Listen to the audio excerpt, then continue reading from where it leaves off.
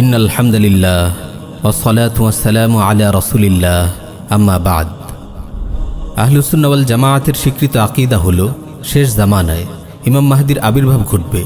তার আবির্ভাবের বিষয়টি এত অধিক সংখ্যক হাদিস দ্বারা প্রমাণিত যে মুহাদ্দিসগণ বলেন বিষয়টি মুতাওয়াতিরের স্তরে পৌঁছে গেছে, তাই এতে সন্দেহের কোনো অবকাশ নেই। ইমাম শাওকানি রাহিমাহুল্লাহ বলেন ইমাম মাহদি সম্পর্কে 50টি হাদিস ও 28টি আসার পাওয়া গেছে। শেখ আব্দুল মুহসিন আব্বাদ রাহিমাহুল্লাহ মোট 26 জন সাহাবীর নাম উল্লেখ করেছেন যারা ইমাম মাহদি বিষয়ক হাদিস বর্ণনা করেছেন। অতএব যারা ইমাম মাহদির আবির্ভাবকে অস্বীকার করে তারা নিঃসন্দেহে আহলুস সুন্নাহ ওয়াল জামাআত থেকে বিচ্যুত। আখিরুজ্জামান সিরিজের গত দুটি পর্বে আমরা কিয়ামতের ছোট বড় আলামতসমূহ নিয়ে আলোচনা করেছি। ইমাম মাহদির আবির্ভাব হলো ছোট আলামত ও বড় আলামতের মাঝখানে পার্থক্য রেখা। ইমাম মাহদির আবির্ভাবের মধ্য দিয়ে কিয়ামতের বড় আলামতগুলো প্রকাশের ধারাবাহিকতা শুরু হয়ে যাবে। তাই আলিমগণ এটিকে কিয়ামতের প্রথম বড় আলামত হিসেবে গণ্য করেছেন। প্রিয় ভাই ও বোন, প্রথমে আমরা জেনে নেব ইমাম মাহদির পরিচয় ও বৈশিষ্ট্য। ইমাম মাহদির পরিচয় ও বৈশিষ্ট্য। ইমাম মাহদির নাম ও বংশ পরিচয় তুলে ধরতে গিয়ে রাসূল সাল্লাল্লাহু আলাইহি ওয়াসাল্লাম ইরশাদ করেন, লাউ লাম ইয়াবকা মিনাদ দুনিয়া ইল্লা ইয়াউমুন লাতাওয়ালাল্লাহু যালিকাল ইয়াউম হাত্তা ইয়াবআসা ফীহি রাজুলাম মিন আহলি বাইতি ইউআতিউ ইসমুহু ইসমি ওয়াসমু আবিহি ইসমু আবি। যদি দুনিয়ার মাত্র একটি দিনও বাকি থাকে, আল্লাহ তাআলা সেই দিনটিকে দীর্ঘায়িত করে হলেও আমার বংশ থেকে এমন একজন মানুষ পাঠাবেন যার নাম আমার নামের অনুরূপ হবে এবং যার পিতার নাম আমার পিতার নামের অনুরূপ হবে। এখান থেকে বোঝা যায় তিনি মাহদি নামে প্রসিদ্ধ হলেও তার আসল নাম হবে মুহাম্মদ বা আহমদ। তার পিতার নাম হবে আব্দুল্লাহ। তিনি রাসূল সাল্লাল্লাহু আলাইহি ওয়াসাল্লামের বংশ থেকে আসবেন। ইমাম মাহদির দৈহিক বৈশিষ্ট্যের বিবরণ জানতে আমরা সুনান আবু দাউদে বর্ণিত একটি সহিহ হাদিস আপনাদের শোনাব। রাসূল সাল্লাল্লাহু আলাইহি ওয়াসাল্লাম ইরশাদ করেন, আল মাহদিয়্যু মিন্নি আজলাল জাবহা আকনাল আনফ ইয়ামলাউল আরদা কিসতান ওয়া আদলা কামা মুলিআত জাওরান ওয়া যুলমা ইয়ামলিকু 7 সিনিন। মাহদি আমার বংশ থেকে আসবে, তার কপাল প্রশস্ত এবং নাক উঁচু হবে। তিনি পৃথিবীকে ন্যায় ও ইনসাফে ভরে তুলবেন যেভাবে সেটি অন্যায় ও জুলুমে ভরে ছিল। তিনি 7 বছর রাজত্ব করবেন। প্রিয় ভাই ও বোন, মুসলিম উম্মার এই দুর্দিনে আমাদের মনে বারবার উকি দেয় ইমাম মাহদির কথা। মনে বারবার প্রশ্ন জাগে, তিনি কে হবেন, কেমন হবেন, কবে তিনি আসবেন। চলুন সহিহ হাদিসের আলোকে বিষয়গুলো একে একে জানা যাক। ইমাম মাহদি তাইফাতুল মানসুরার আমির। সহিহ মুসলিমে এসেছে রাসূল সাল্লাল্লাহু আলাইহি ওয়াসাল্লাম ইরশাদ করেন, লা তাযালু তাইফাতুম মিন উম্মতি ইউকাতিলুনা আলাল হক যাহিরিনা ইলা ইয়াউমিল কিয়ামাহ। قال فينزل عيسى ابن مريم صلى الله عليه وسلم فيقول أميرهم تعال صل لنا فيقول لا إن بعضكم على بعض أمراء تكرمة الله هذه الأمة। আমার উম্মতের একটি দল কিয়ামত পর্যন্ত হকের পক্ষে লড়াই করতে থাকবে এবং তারা বিজয়ী থাকবে। তারপর ঈসা আলাইহিস সালাম অবতরণ করবেন। তখন ওই দলটির আমির তাকে বলবেন, আপনি সালাতের ইমামতি করুন।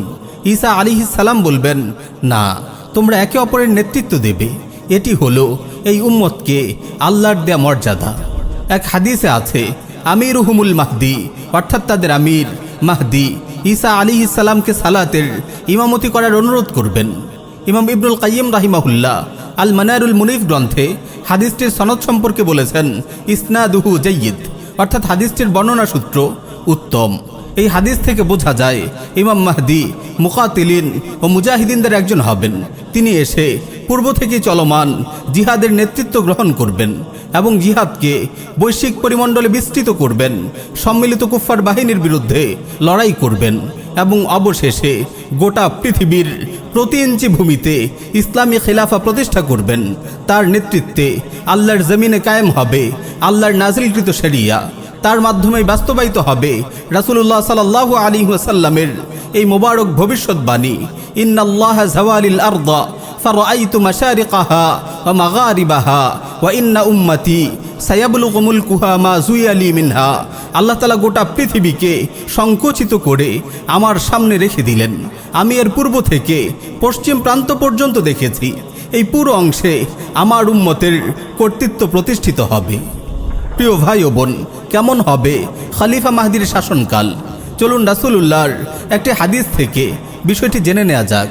রাসূল সাল্লাল্লাহু আলাইহি ওয়াসাল্লাম ইরশাদ করেন, উবাশশিরুকুম বিল মাহদি ইউবআসু ফি উম্মতি আলা ইখতিলাফিন মিনান নাস ওয়া জালাজিলা ফায়ামলাউল আরদা কিসতান ওয়া আদলা কামা মুলিআত জাওরান ওয়া যুলমা ওয়া ইয়ারদা আনহু সাকিনুস সামা ওয়া সাকিনুল আরদ ওয়া ইয়ামলাউল্লাহু কুলুবা উম্মতি মুহাম্মাদিন গিনা। আমি তোমাদেরকে মাহদির সুসংবাদ দিচ্ছি।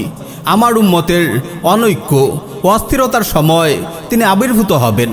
তিনি জুলুম অত্যাচারে ভরা পৃথিবীকে ন্যায় ও ইনসাফে পূর্ণ করে তুলবেন। আসমানবাসী ও জমিনবাসী সবাই তার প্রতি সন্তুষ্ট থাকবে।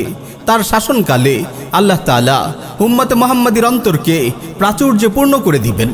সুনান ইবনে মাজায় বর্ণিত একটি সহিহ হাদিস এসেছে, রাসূল সাল্লাল্লাহু আলাইহি ওয়াসাল্লাম ইরশাদ করেন, ইয়াকুনু ফি উম্মতি আল মাহদিয়্যু ইন কুসিরা ফাসাবউন ওয়া ইল্লা ফাতিসউন ফাতানআমু ফীহি উম্মতি নি'মাতান লাম ইয়ানআমু মিসলাহা কাত্তু তুতা উকুলাহা ওয়া লা তাদখিরু মিনহুম শাইআ ওয়াল মালু ইয়াওমা ইযিন কুদুস ফায়াকুমু আর-রাজুল ফায়াকুলু ইয়া মাহদি আ'তিনি ফায়াকুলু খুয। আমার উম্মতের মাঝে ইমাম মাহদি আসবে। তিনি কমপক্ষে 7 বছর, অন্যথায় 8 বা 9 বছর রাজত্ব করবেন। তখন আমার উম্মত এমন সুখ ও সমৃদ্ধিতে দিনাতিপাত করবে যা তারা ইতিপূর্বে কখনো করেনি। জমিন তার সকল শস্য সম্ভার বের করে দেবে, কিছুই আটকে রাখবে না। আর তখন রাশি রাশি সম্পদের স্তূপ দাঁড়িয়ে যাবে। লোকেরা এসে বলবে, হে মাহদি, আমাকে দান করুন। তিনি বলবেন, যত খুশি নাও। কখন আসবেন ইমাম মাহদি? প্রিয় ভাই ও বোন, এই সিরিজের প্রথম পর্বে আপনারা জেনেছেন কিয়ামতের প্রায় সব ছোট আলামতি ইতিমধ্যেই প্রকাশিত হয়ে গেছে। আর আজকের আলোচনার শুরুর দিকেই আমরা বলেছি ইমাম মাহদির আবির্ভাব হলো ছোট আলামত ও বড় আলামতের মাঝে পার্থক্য রেখা। তার আবির্ভাবের মাধ্যমেই কিয়ামতের বড় আলামতগুলো প্রকাশ পাওয়ার ধারাবাহিকতা শুরু হবে। তাই গবেষক আলিমদের মতে ইমাম মাহদির আবির্ভাবের সময় ঘনিয়ে এসেছে। কুফর, শিরক ও জুলুমের সাম্রাজ্য যতই বিস্তৃত ও সর্বগ্রাসী হচ্ছে, ইমাম মাহদির আবির্ভাবের সময় ততই কাছে চলে আসছে। অনেক বিভ্রান্ত লোক ইমাম মাহদি আগমনের দিন তারিখ পর্যন্ত বলে ফেলেন। নির্দিষ্ট করে এরকম কিছু দাবি করা জাহালাতের পরিচয়। কারণ কোরআন সুন্নাহ থেকে ইমাম মাহদি সম্পর্কে যতটুকু জানা যায়, এর মাধ্যমে দিন তারিখ নির্ধারণ করা অসম্ভব। ইমাম মাহদির সঙ্গে কারা হবেন? ইমাম মাহদির বিষয়টি নিয়ে অনেক ভাইদের মাঝে বাড়াবাড়ি ও ছাড়াছাড়ি দেখা যায়। অনেক বিভ্রান্ত ভাই মনে করেন ইমাম মাহদি আসার আগ পর্যন্ত ইআদাদ ও জিহাদের ফরজিয়াত আদায় করার দায়িত্ব তার নেই। অনেক ভাই 4 দেয়ালের ভেতর তাত্ত্বিক দিন চর্চা করে তৃপ্তির ঢেকুর তুলেন আর বলেন ইমাম মাহদি এলে তিনিই সবার আগে ইমাম মাহদির দলে যোগ দেবেন। আবার অনেকেই নববী মানহাজ থেকে সরে পড়ে নানা অনইসলামিক পন্থায় দিন কায়েমের স্বপ্ন দেখেন। সেই সঙ্গে কোমর বেঁধে ইআদাদ ও জিহাদের বিরোধিতা করেন। আবার এই অদ্ভুত দাবিও করেন যে ইমাম মাহদি এলে তিনিই সবার আগে তার দলে যোগ দেবেন। আল্লাহ এসব ভাইদের হেদায়েত দান করুন। প্রিয় ভাই ও বোন, ইমাম মাহদি এসে তার কারামতের মাধ্যমে পুরো পৃথিবীকে চোখের পলকে বদলে ফেলবেন এমন কোনো কথা কোরআন সুন্নায় নেই। দুনিয়া দারুল আসবাব, যেমনটি আমরা পূর্বেও বলেছি, ইমাম মাহদি এসে তায়েফাতুল মানসুরার নেতৃত্বভার গ্রহণ করবেন এবং জিহাদকে বৈশ্বিক পরিমণ্ডলে বিস্তৃত করবেন।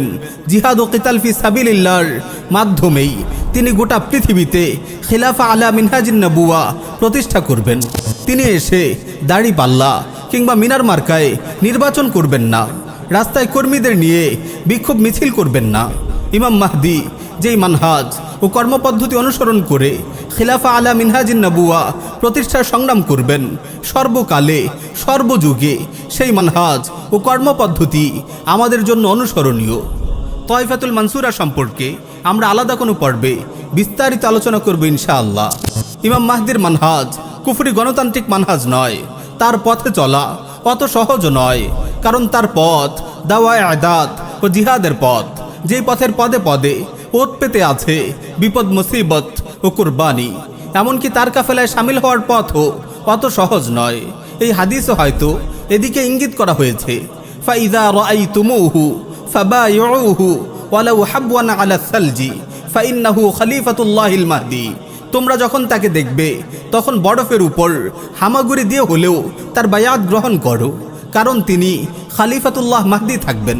এই হাদিস থেকে বোঝা যায় এই দলে যোগ দেয়া খুব একটা সহজ হবে না। ইআদাদ ও প্রস্তুতি ছাড়া তার দলে শামিল হওয়া বড়ই কঠিন হবে। প্রিয় ভাই ও বোন, নবুয়তের যুগ থেকেই শুরু হয়েছে ইআদাদ ও জিহাদের কাফেলার পথ চলা। এখনও সেটি চলছে, কিয়ামত পর্যন্ত চলতে থাকবে। শেষ জামানায় ইমাম মাহদী হবেন এই কাফেলার আমির। সুতরাং ইমাম মাহদীর আবির্ভাবের আশায় হাত গুটিয়ে বসে থাকার কোনো সুযোগ নেই।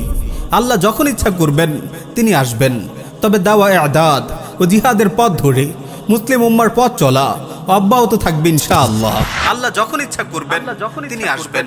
তবে দাওয়া ইআদাদ ও জিহাদের পথ ধরে মুসলিম উম্মার পথ চলা অব্যাহত থাকবে ইনশাআল্লাহ।